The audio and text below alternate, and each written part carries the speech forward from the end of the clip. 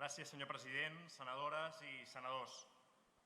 Quan ens pregunten a qualsevol senador o senadora del nostre grup parlamentari què hi anem a fer a Madrid, els expliquem que, entre altres coses, intentem transportar les demandes de la ciutadania a l'estat espanyol. Doncs avui és un d'aquells dies. Avui els diem ben clar que volem acollir. Volem acollir per dignitat. Volem acollir pel nostre compromís amb els drets humans. Volem acollir perquè se'ns cau la cara de vergonya en veure com una Europa que no ens agrada gens dona l'esquena a homes i dones, a nens i nenes que són exactament com qualsevol de nosaltres que estem avui aquí. Ni més ni menys, iguals, amb els mateixos drets, exactament amb els mateixos drets de viure i de viure en dignitat. Entenem l'acollida de persones com una qüestió d'ADN del propi país. La postura que cada estat agafa respecte als demandants d'asil i d'aquelles persones que volen marxar del seu país d'origen per motius de guerra, fam o persecució deixa entreveure quin horitzó vol pel seu futur aquest país. I l'estat espanyol, des del primer moment, no ha volgut acollir ni un sol refugiat. I, si us plau, no intentin enganyar-nos. Si haguessin pogut triar, si la Comissió Europea no els hagués exigit acollir un determinat nombre de persones, no haguessin mogut ni un dit per fer-ho.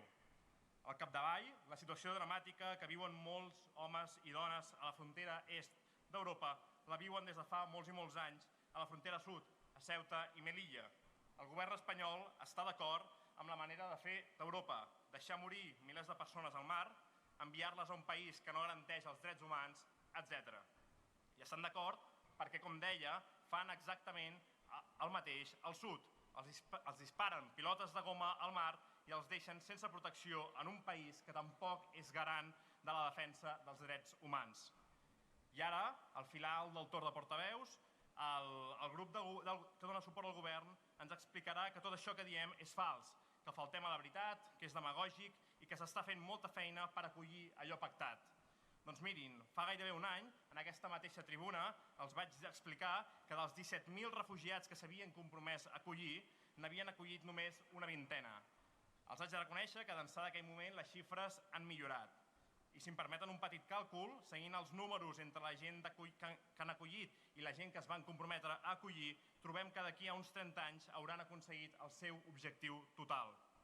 Bona feina, doncs, si els projectes humanitaris i de defensa dels drets humans duren ni més ni menys que una generació sencera. És per això que el nostre grup va interpel·lar el govern de l'estat espanyol i avui porta aquesta moció en aquest ple. Perquè si alguna cosa podem fer en aquesta cambra és això, portar al debat parlamentari una situació injusta i que, de fet, intentem combatre. I el nostre compromís amb l'acollida acaba amb aquesta simple moció? Doncs no. Des de la Generalitat de Catalunya fem tots els possibles, des de tots els fronts, per fer tot allò que està a les nostres mans. Hem insistit i explicat que podem acollir molt més del que ho estem fent ara. Hem reforçat l'ajuda sobre el terreny i estem donant suports a moltes entitats que treballen directament amb els refugiats. A més, hem dissenyat sistemes per fer realitat l'acollida i hem dotat d'eines que permeten una integració real.